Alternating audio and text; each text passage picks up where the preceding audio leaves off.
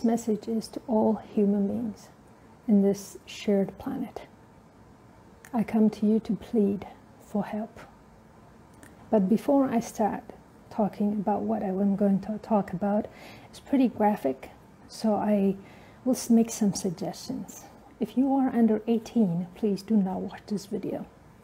And also, if you have been diagnosed with PTSD or post-traumatic disorder, or if you've been a victim of violence, traumatic violence, please do not watch this video. Thank you. Next, I wanted to share certain things to you. Can you guess where I was born? Can you guess my religion or my ethnicity? I guess you don't. I want to share something important to you. Kofi Annan, once he said, a genocide begins with the killing of one man, not for what he has done, but because of who he is. And something similar happened in Ethiopia today, in Ethiopia this week. Starting October 23rd, for consecutive 4 days, over 67 people were murdered because of who they were, not what they did. And I can explain the reason. But first I want to explain to you. Let me tell you what happened, and you decide to tell me. You can decide to yourself whether it was unrest, conflict, or crisis, or was it ethnic cleansing, genocide, or crimes against humanity. I cried for 2 days, so I can, but now I'm trying to not be emotional. It's hard to not be emotional. The crimes that took place in these areas, in Oromo region, mainly in Bale, Arisi, Hararge, and the outskirts of Addis Ababa. There has been also an attack ordered in Bishaftu, and also before it used to be known as Nazareth. What happened was this. People were getting attacked just because of their ethnicity or their religion. A father and son, a son who just recently graduated from a university with economics degree, was attacked. They were beaten to death and their bodies were dragged on the streets. Why? Because of their ethnicity and their religion, because they were Christians. 8 people in Arisi was beaten with sticks, metal rods, and machetes, and then some, their limbs cut off. In Hararge, a young man named Masfin was dragged out of his house. At first they torched his home, and then they beat him to death. They drag his body on the streets, and they dump his corpse on by the gutters. His mom couldn't bear the pain, as reported that she passed away the following day. And there are many, many ugly, gut-wrenching, inhumane acts that were reported. I've seen video of females that have been killed by machetes, but then they removed their breasts. In Arisi, there were females who were attacked, but then they were taken to the clinic nearby, but while they were there, they were attacked again, killed, and their breasts removed. They have killed man, they have removed the man's genital, and some places they did, I can't even bear say those. And in an area in Bale, they killed mother, father, and son. Isn't that ethnic cleansing because of their ethnicity? It was targeted. Churches were burned. In fact, there's over 30 churches burned this past year. But there were churches that were targeted. And the houses were torched. So people have to run. The young men, women, children, pregnant women try to shelter in churches. While the threat is outside, while the people want to come and burn their houses, their churches down. And the authorities, the Oromia police and the Oromia special forces stood by as these attacks took place. In outskirts of Addis Ababa, they were targeting an ethnicity, Gamo people from the south. Preachers from the Protestant church were killed. The same way attacked sticks, metal rods, and machetes. People were hacked down. They were butchered, their limbs cut off, female being decapitated, breasts removed, genitals removed, bodies blindfolded, naked, tied up, and tangled up. I can't imagine any human being choosing to do those things. You might say, why? What was the oldest reason? Well, the reason is the ethnic federalism and the ethnic-based politics. 1991, when the socialist government was gone and the guerrilla fighters won and they came in, the TPLF, the Tigray People Liberation Front, decided to use ethnic federalism to divide and conquer. And they did succeed. They ruled almost what it looks like an apartheid for 27 years. They committed hideous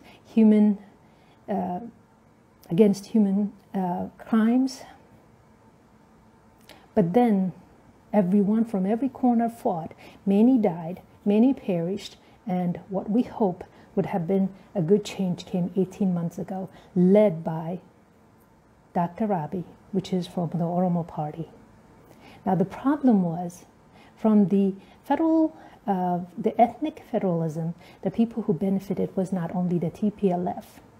There were the ethno-nationalists, the extremists, who were only, they thought, they were their tribe first. Some people, I would hope they would say, I'm human first. I am human first. You need to be human to be whether Muslim or Christian or a Jew, or whether to be Oromo, Amara, Tigray, or Irish, Scottish, or German, or Chinese or Japanese. You need to be human first. These people lost their humanity. They desecrated corpses. I mean, they already killed them in inhuman ways. What sadistic way must be for somebody to cut up corpses, gut up the internal organs, and burn the corpses and skin the bodies. Now tell me, isn't this crime against humanity? And these people targeted because of their ethnicity and their religion? So why are you telling me it is unrest? Why are you telling me it's crisis? Why are you telling me it's conflict? People, humans, my fellow humans around the whole globe, please stand up with us. The Ethiopian government is trying to cover it up. The international media is spitting out the way they want. This is not right. These innocent victims deserve someone to speak for them. So I ask you to stand with us, denounce this act. Now let me tell you the irony. This all started because of one irresponsible post on Facebook. A man named Jawar Muhammad, a 33-year-old young man, resides in Minnesota, a U.S. citizen with Oromo background, who've been active since 2003, an extreme ethno-nationalist, who proudly declared that he's Oromo first on Al Jazeera long time ago. To him, the only thing that exists is Oromo, not everyone else. Him and his thugs, the 1.7 million followers he has on Facebook, reminds me of Hitler and the Hitler Youth.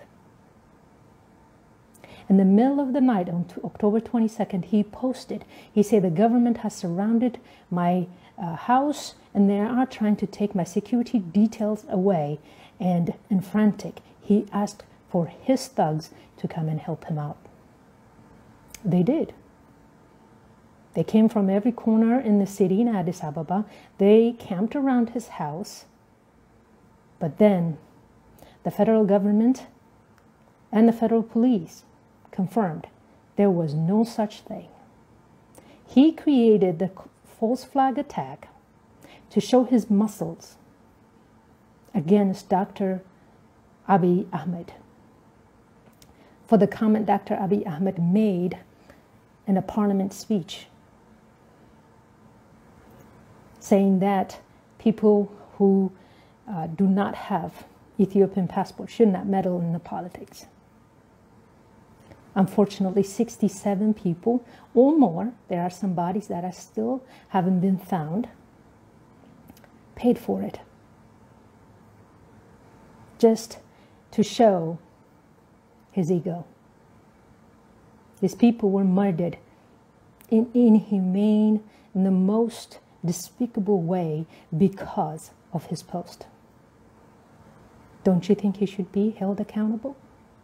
He's been spreading hate speech and inciting violence through the media he created. The Oromia Media Network based in Minnesota, USA. Don't you think this man should be held accountable? I do think so. Because many people lost their houses. Hotels were destroyed. People lost their lives. Many are injured. Thousands have to seek shelters in this church and live through this traumatic experience because of him. And I asked everyone that who can get involved to get involved. When this happened, the Prime Minister of Ethiopia, Dr. Abiy, was in Sochi, Russia. We were hoping either he would flow an emergency crisis or he would issue a statement as soon as he reached Ethiopia. Oh no, he waited a few days. He wanted to choose what he had to say. Did he go see the people? Did he go to visit the hospital? Did he see the site? Did he see the murdered? No. Did he console the family of the deceased, the murdered people? No. Did he attend the mass in the cathedral called by the leaders, the fathers of the Orthodox Church? No. Instead, he decided to gather the Oromos and discuss what happened. This is an absolute disrespect, in my opinion. In my opinion, he should have declared national mourning for about 3 days. Lower the flag, because humanity died that day. The hate speech that was put into the veins of these thugs for over 27 years, almost 30, these kids, these thugs, were brainwashed. And they went out there and acted like an animal. And they killed their fellow human beings just because they were from different ethnicity and different religion. Now there are some mistaken identity, and a Muslim brother ran into a mosque to shelter. They chased him, they killed him, but then they find out he was a Muslim afterwards. Another Muslim in Nazareth was shot dead while he was trying to protect the Christians. Thank you, brother. May God rest your soul in peace.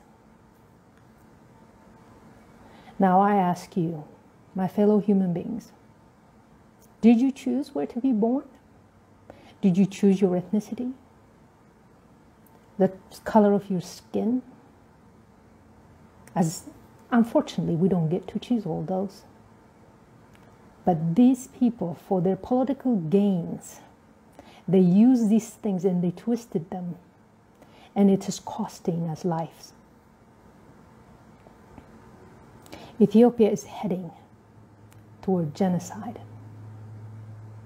The world was late to prevent Rwanda in the 90s. The world was late during Bosnia and Serbia crisis. Let this be the warning. Let this be the warning bell for the international community. Genocide is coming to Ethiopia if you don't do anything. Jawar Mohammed needs to face justice, and those who committed those crimes need to come and pay for their crimes. And I ask for the international bodies, UN, US, the EU. I know UAE and Saudi has a good relationship and they have interest in that region. Really, can we afford another Rwanda, another Somalia, another Yemen, another Syria? No. Now I want to take the time to ask you. I want to take time to thank the US Embassy in Addis and Ambassador Mike for speaking up, for issuing statements. And I ask the rest of you to follow.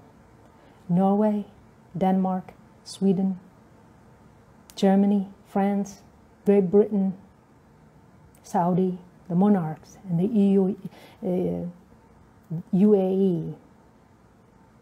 I ask you to please speak up. No human being should die this way. What was committed was not unrest, was not conflict, was not a crisis. It was ethnic cleansing, religious persecutions, crimes against humanity, and genocide. I wanted to read one more thing, where Martin Luther King said, "In the end, we will remember not the words of our enemies, but the silence of our friends." One way or another, whether 67 people died or 67 million died, one day it will end. But when it will end, we will remember those who kept silent. And especially the Amharas have been targeted since 91. There was genocide committed in Badeno.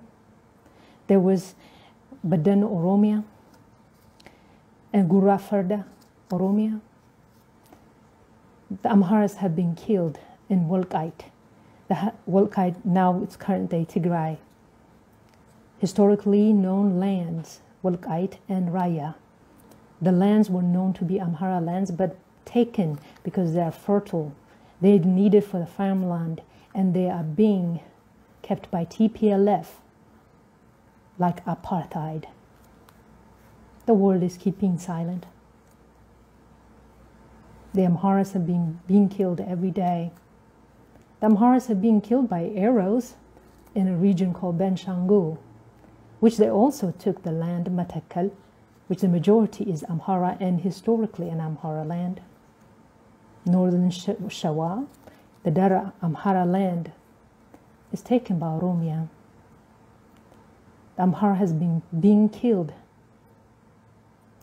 for decades, almost 3 decades coming, and the world has kept quiet.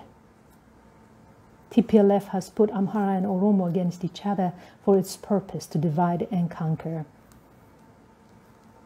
And those extremists, the ethno-nationalists, are fanning the flame for their own interest. Now I call upon you, the world leaders, please prevent this ethnic cleansing from happening. Please avert this genocide from happening. Please get involved. There is diplomatic missions, there is economical and political, geopolitical. There are so many things that you could use. And I call upon White House and President Donald Trump, please, Lord, sir, get involved. Please get involved and take action. And more than anything, those people who've gone They've gone for good. But we need to keep this world peaceful for the next generation to come. So these crimes had to be punished so it cannot happen again. And I joined this Wednesday, a Wear Black Day, to remember those who were murdered gruesomely. And my prayer and condolences are with their family and friends. And I hope you, my fellow human beings, to join the movement. What can you do? Change your profile. If you go to Amhara Weekly Facebook page, you can find things that you can download. Join the movement. We want the world to hear what just happened. Second, you can call your government, embassies, local officials. You can write to your president, parliament. Let them get involved. We want the world to ask. The human rights associations need to go and investigate. UN, United Nations Human Rights Commission needs to investigate. And international criminal courts need to prosecute, bring those who committed this crime to justice, including the instigators. The one like who posted the irresponsible post on Facebook. And finally, I want to say something to you. If you decide not to take action and say, what is it to me? Well, I will leave you with one wise word. Emperor Haile Selassie went to Hague in 1936 to speak before the League of Nations. They asked the members to be in their sides, but the members chose the appeasement strategy, and they lifted the sanction against Italy. Italy invaded Ethiopia, and countless lives perished. But during that speech at the end, Emperor Haile Selassie said, "Today it is us, tomorrow it will be you." It was a prophetic word. It did happen. 1936, it was us. 1939, it was you. Now I ask you, if you let Ethiopia disintegrate, today it might be us, it will be you tomorrow. No man is an island. No nation could be an island. In a global market, everybody will be affected. And the vacuum left in Ethiopian crisis will be filled by extremist groups like Al-Shabaab. And we know that it is a threat to everyone all over the world. And I specifically asked, for all of you, those who are believers, whether you're Jews, Orthodox, Catholics, Protestants, Muslims, Hindus, please do pray for peace for Ethiopia. And what the Amhara is going through, those people who can understand the most are the Jews, the Armenians, the Kurds, who've been killed, massacred, displaced because of who they are, not for what they did.